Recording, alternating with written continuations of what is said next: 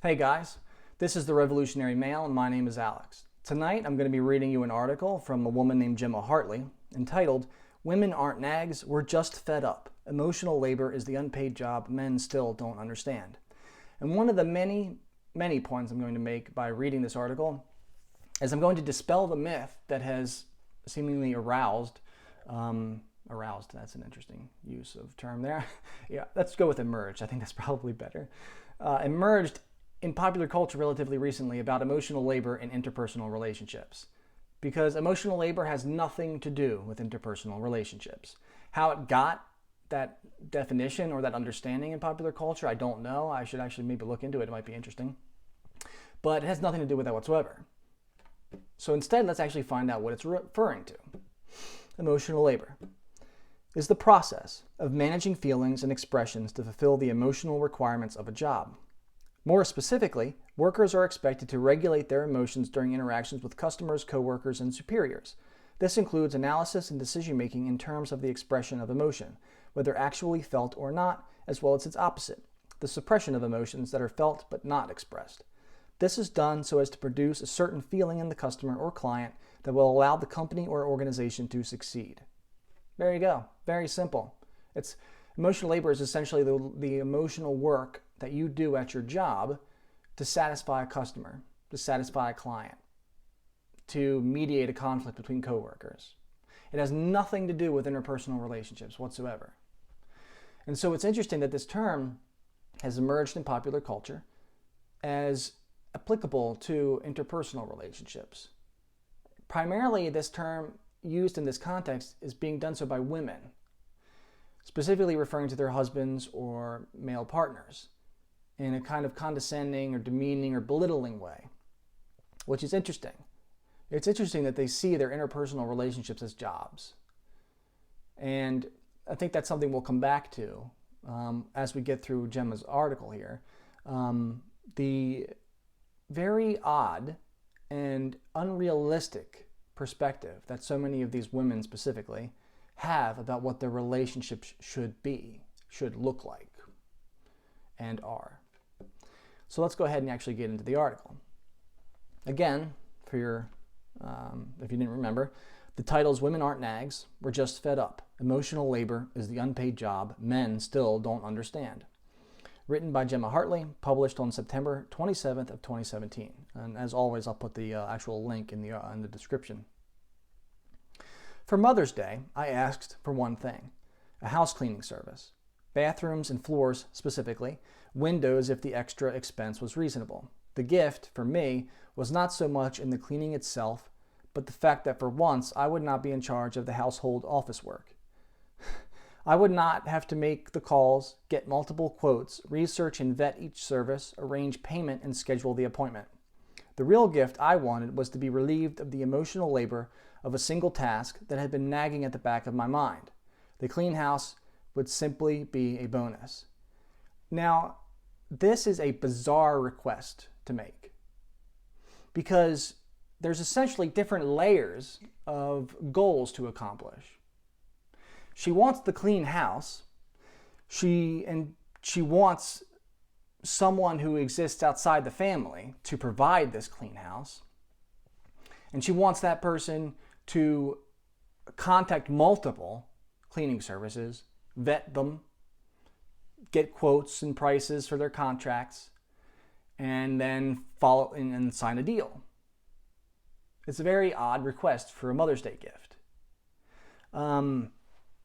So you see, immediately, the way that she views this personal relationship that she has with her husband is very strange. It's very strange. But let's continue on. Because not only, apparently, she doesn't actually want that. What she wants isn't necessarily the house cleaned. She wants the house cleaned without having to do any of the work of cleaning it, nor of making sure that it gets cleaned. It's very strange. Anyway, my husband waited for me to change my mind to a quote-unquote easier gift than house cleaning, something he could one-click order on Amazon. Disappointed by my unwavering desire, the day before Mother's Day, he called a single service decided that they were too expensive and vowed to clean the bathrooms himself. He still gave me the choice, of course. He told me the high dollar amount of completing the cleaning services I requested, since I control the budget, and asked incredulously if I still wanted him to book it. Now that is very revealing. Apparently, she controls the budget, so she is in charge of all the financial planning that the family does. And yet, apparently, that would seem to me to be the reason why she would be responsible for making these decisions, for calling, if she wanted the house cleaned by a cleaning service, that she would therefore be the one responsible to make sure that that happened, to go and hire a service, to vet them, to get quotes, and to make a decision. It seems perfectly reasonable that that would be a part of her job as the financial planner of the family. Fair enough. And what's interesting is she is not exactly very kind to her husband. At least this is how we're introduced to him, as someone who doesn't really take her requests seriously, tries to persuade her out of whatever it is that she wants. But he seems to be doing it in a kind of very passive way, instead of more directly, which is interesting as well. So one wonders whether or not she made it clear what she specifically wanted and why she wanted this done. Because it seems like, at least from the husband's perspective, based on what she's providing here, it seems like what he believed that she wanted was the house cleaned. So he's willing to do it instead of paying for the service itself. But let's continue on. Let's not necessarily get down into the weeds that deeply. What I wanted was for him to ask friends on Facebook for a recommendation, call 4 or 5 more services, do the emotional labor I would have done if the job had fallen to me. I had wanted to hire out deep cleaning for a while, especially since my freelance work had picked up considerably. The reason I hadn't done it yet was part guilt over not doing my housework, and an even larger part of not wanting to deal with the work of hiring a service. I knew exactly how exhausting it was going to be. That's why I asked my husband to do it as a gift. Now that's interesting, because apparently he's the sole breadwinner. He's the one who provides all the money that she controls. And so it would be part of her job as the woman who runs this household to book a service, to pay that service, to vet that service. So, but it seems like she doesn't actually want to do any of this stuff. She's chosen to do a job of a home worker, or home worker, I guess. It doesn't seem quite right, but I can't think of the actual term. But she has chosen the role and the job of a stay-at-home mother, as you'll learn later that they have children. So this will be part of her job. So she's asking her husband as a gift to do part of her job, and she's doing it in a very odd way, because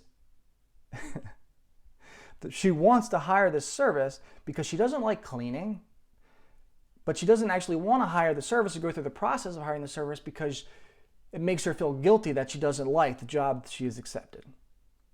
And so if anybody, honestly, is doing emotional labor in this relationship, I would say it's the husband, because he's got to manage all of her feelings and all of her conflicted emotions regarding what her actual role and job is here as the woman who stays at home to raise the children while he goes and makes the money that pays for everything.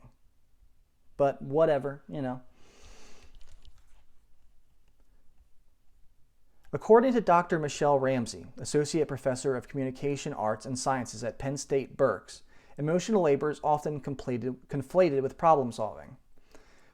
That's interesting, because Dr. Michelle Ramsey is not a psychologist. She's not a psychiatrist. So I'm not sure why she's being cited as an expert in emotional labor, since she's not a psychologist, but whatever. Quote, "The gendered assumption is that men are the problem solvers because women are too emotional," she explains. "But who is really solving the bulk of the world's problems at home and in the office? As the household manager for my husband and 3 kids, I'm fairly certain I know the answer. I was gifted a necklace for Mother's Day, while my husband stole away to deep clean the bathrooms, leaving me to care for our children as the rest of the house fell into total disarray." Wow. Listen to how she talks about her husband here. I was gifted a necklace for Mother's Day while my husband stole away to deep clean the bathrooms. Stealing away as if he's like going on vacation or like secreting himself through a secret passageway to go meet with a lover or to do something fun. No, he's going to clean the bathrooms because you want the bathrooms cleaned. Ostensibly, you want the bathrooms cleaned. While you're left behind, apparently, to do more of the job that you actually agreed to do as the mother and caretaker of the home, being around the children, while the husband is trying to accomplish a task that you asked him to get accomplished for Mother's Day. This is a situation in which this man can't win, clearly. In his mind, he was doing the thing I had most wanted, giving me sparkling bathrooms without having to do it myself, which is why he was frustrated when I ungratefully passed by, not looking at his handiwork as I put away his shoes, shirt, and socks that had been left on the floor. There you go again. It's interesting. She really, really resents the fact that she has to actually praise this man. That's interesting. This man is the man you married. He's the father of your children. And he's doing something you asked him to do. And she cannot bring herself to say thank you. That's significant detail to pay attention to here. Because this entire article is going to paint this relationship in a completely different light. But at least we're getting a lot of the details and are able to see what's actually happening here. He's not the problem.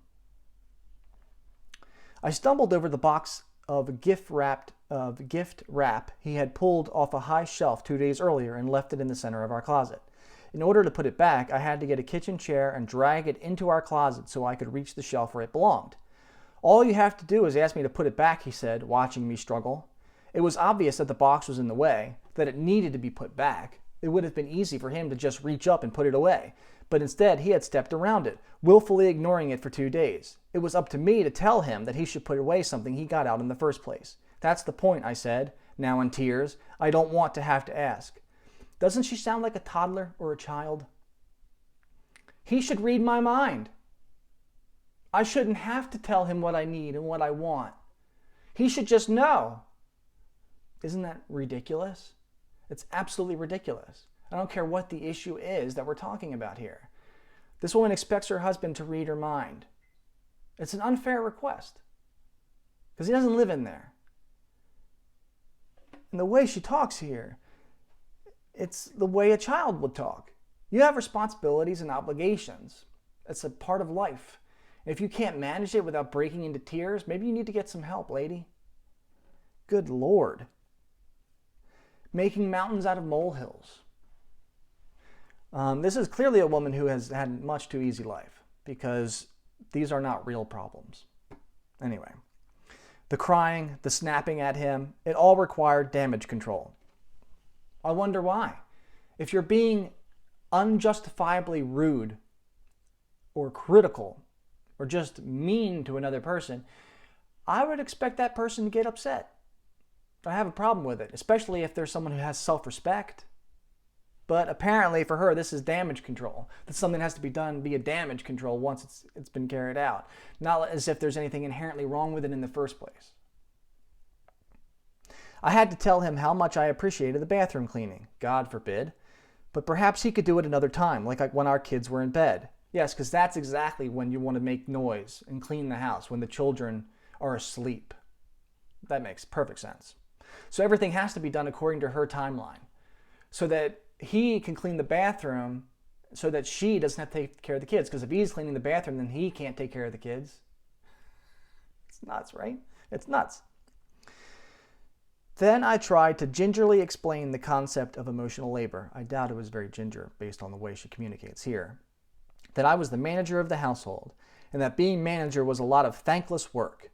Delegating work to other people, i.e., telling him to do something he should instinctively know to do, is exhausting. I tried to tell him that I noticed the box at least 20 times over the past 2 days. He had noticed it only when I was heaving it onto the top shelf instead of asking for help.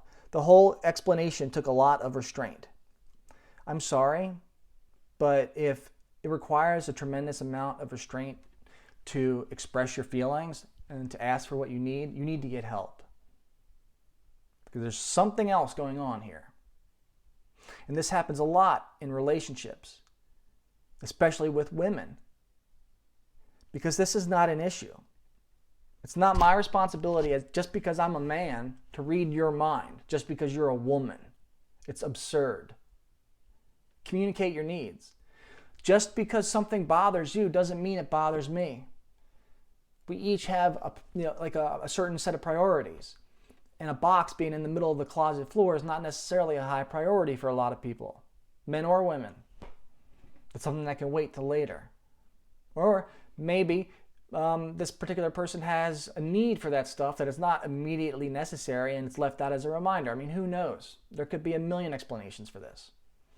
But none of that matters because this woman has to control everything. Everything has to be on her terms. And that's a problem.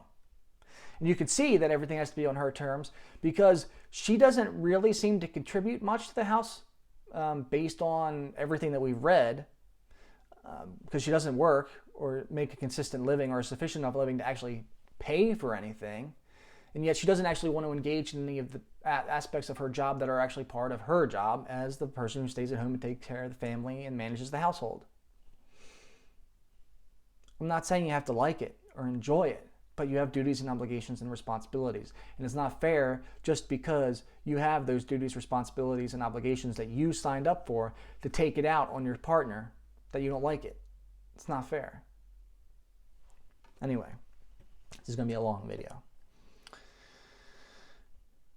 Walking that fine line to keep the peace and not upset your partner is something women are taught to accept as their duty from an early age. In general, we gender emotions in our society by continuing to reinforce the false idea that women are always naturally and biologically able to feel, express, and manage our emotions better than men. I don't know that that is ever true. I don't know that anybody believes that that is true. I would never hear a man say that. And a lot of women would not necessarily say that. Most people that I've ever come into contact with would say that women are just emotional. Not that they've been taught to be in control of their emotions. But I believe it's all of our duty and responsibility to regulate our emotions and try our best to communicate them as reasonably and fairly as possible to the people in our lives. So whatever. Continuing on, and that was a quote from Dr. Lisa Hubner, a sociologist of gender, again, not a psychologist, who both publishes and teaches on the subject of emotional labor at Westchester University of Pennsylvania. That's bizarre, because she's not a psychologist, and she's teaching about emotional labor. Okay. This is not to say that some individuals do not manage emotion better than others as part of their own individual personality, but I would argue that we still have no firm evidence as this ability is biologically determined by sex. At the same time, and I would argue because it is not a natural difference, we find all kinds of ways in society to ensure that girls and women are responsible for emotions, and then men get a pass. Again, I don't see any actual evidence of that ever. Women are responsible for their emotions, and men are responsible for theirs. I'm not in control of your emotions, so I'm never going to take responsibility for them, and neither should you mine. I think that sounds fair. But, I'm not an eminent sociologist teaching at a Pennsylvania university about emotional labor and gender. I'm just the revolutionary male. My husband is a good man and a good feminist ally. Interesting. I could tell as I walked him through it that he was trying to grasp what I was getting at, but he didn't. He said he'd try to do more cleaning around the house to help me out. He restated that all I ever needed to do was ask him for help, but therein lies the problem. I don't want to micromanage housework. I want a partner with equal initiative. I'm sorry. That's not the way this works. It's not the way this works.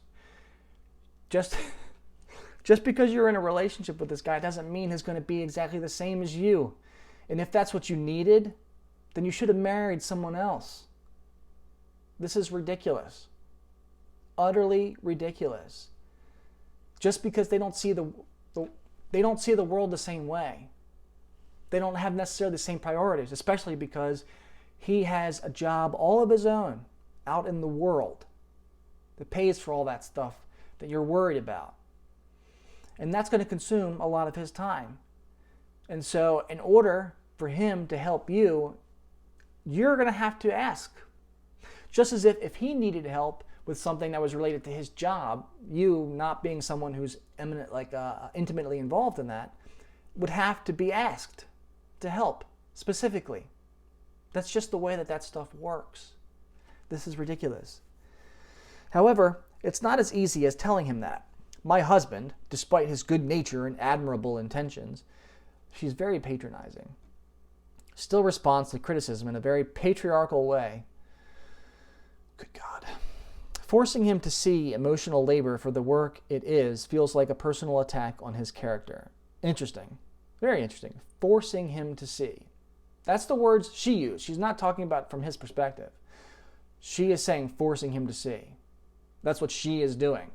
That would be a problem for me if you were trying to control the way I view the world. That would be a problem. But, that's just me. If I were to point out random emotional labor duties I carry out, reminding him of his family's birthdays, carrying in my head the entire school handbook and dietary guidelines for lunches, updating the calendar to include everyone's schedules, asking his mother to babysit the kids when we go out, keeping track of what food and household items we are running low on, tidying everyone's strewn about belongings, the unending hell that is laundry, he would take it as me saying, look at everything I'm doing that you are not. You're a bad person for ignoring me and not pulling your weight. Well, here's the thing, lady. That's your job, at least the household stuff. If you don't want to keep track of birthdays and family birthdays and all this other kind of superficial, try not to cuss, superficial stuff, then don't tell him about it. He probably isn't going to care anyway, because a lot of men don't really give a damn about that stuff. But that's your job. Your husband has a full-time job. Your full-time job is to do all the stuff that you just discussed. Now, while I understand wanting your husband and your kid's father to be involved in their lives, your life, it's not fair to ask them to do more than you, or at least to do more than is fair, given that they have a full-time job. This is a problem that I see a lot in modern relationships, especially with women who stay at home, because in the culture we have this expectation of men that they have to go out and do 100% of everything that pays all the bills, and then they have to come home and do 50% or more of what is the wife's job. That's her job. Now that doesn't seem to be a very fair ask, does it? When you look at it that way. But men are stepping up. Because if you look at any studies, men are doing 3 times the amount of work that their fathers or grandfathers did at home, work at home. But it's never good enough. And that's the thing here with this woman. She has unrealistic expectations. Absurdly unrealistic expectations. And if somebody put those unrealistic expectations on me, as she seems to be doing to her husband, I would have a problem with that. So it sounds like at the very least this guy's standing up for himself, which is good. He's got a spine. All right, continuing on here. Bearing the brunt of all this emotional labor in a household is frustrating. It's the word I hear most commonly when talking to friends about the subject of all the behind-the-scenes work they do. It's frustrating to be saddled with all of these responsibilities, no one to acknowledge the work you are doing, and no way to change it without a major confrontation. I can appreciate somebody doing all this work and not being acknowledged for it, which is ironic, given that she doesn't seem to be willing, and expressly admitted it earlier, to acknowledge what her husband does for her. So,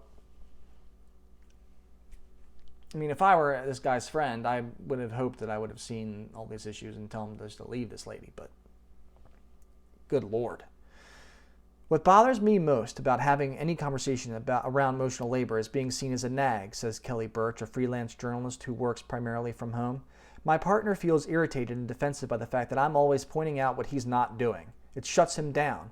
I understand why it would be frustrating from his perspective, but I haven't figured out another way to make him aware of all the emotional and mental energy I'm spending to keep the house running. Yeah, it would annoy the crap out of me too. because you can't be a negative Nelly all the time, as I think my parents used to say. If all you're being is critical, then that's gonna be a problem. The way that you actually address an issue like this is you don't start punishing the other person. You ask for support instead. You ask for support instead of punishment. So instead of framing it as stuff that he's not doing, you talk about it from your point of view, all the stuff you're doing, and ask for help.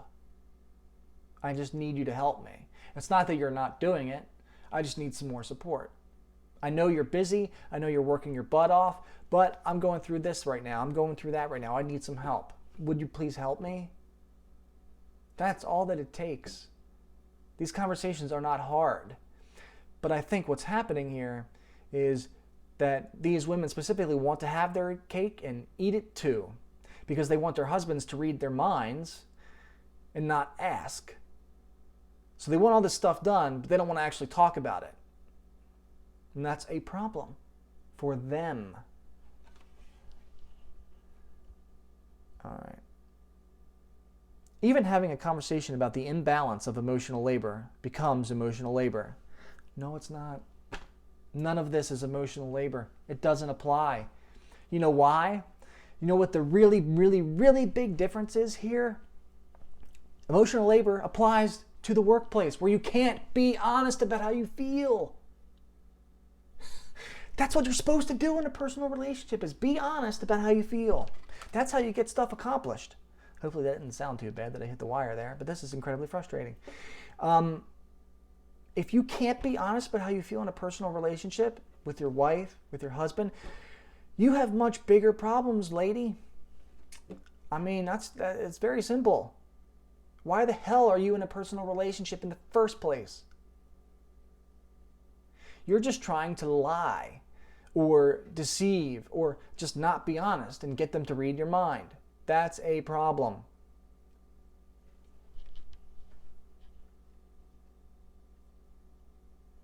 It gets to a point where I have to weigh the benefits of getting my husband to understand my frustration against the compounded emotional labor of doing so in a way that won't end in us fighting.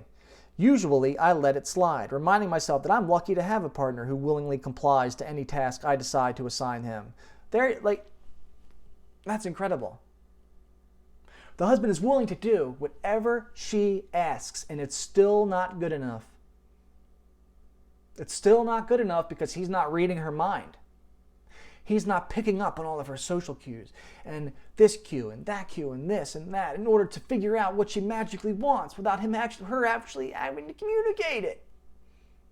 That's pretty crazy. It's making me a little crazy now thinking about it. It's nuts. It's nuts. I know, compared to many women, including female family members and friends, I have it so easy. My husband does a lot. He does dishes every night habitually. He often makes dinner. He will handle bedtime for the kids when I am working. If I ask him to take on extra chores, he will, without complaint, which apparently is something this lady can't do. She can't even actually ask for help without complaining. It feels greedy at times to want more from him. Yes, because it is. Because it is. Because you're being unfair and unreasonable and gluttonous. This is insane. Yet, I find myself worrying about how the mental load, bore almost exclusively by women, translates into a deep gender inequality that is hard to shake on the personal level. It is difficult to model an egalitarian household for my children when it is clear that I am the household manager tasked with delegating any and all household responsibilities or taking on the full load myself. I can feel my sons and daughter watching our dynamic all the time, gleaning the roles for themselves as they grow older. Well, that's what you asked for. You stay at home, he goes and works. So of course, that's what the balance of the relationship is going to be. This is ridiculous. This woman is pawning her unrealistic expectations and her rather narcissistic perspective onto gender dynamics and patriarchal relations. The problem is the patriarchy, apparently, that this woman is so selfish and feels guilty about being so selfish. And that's the fault of the patriarchy and men, I guess. Wow.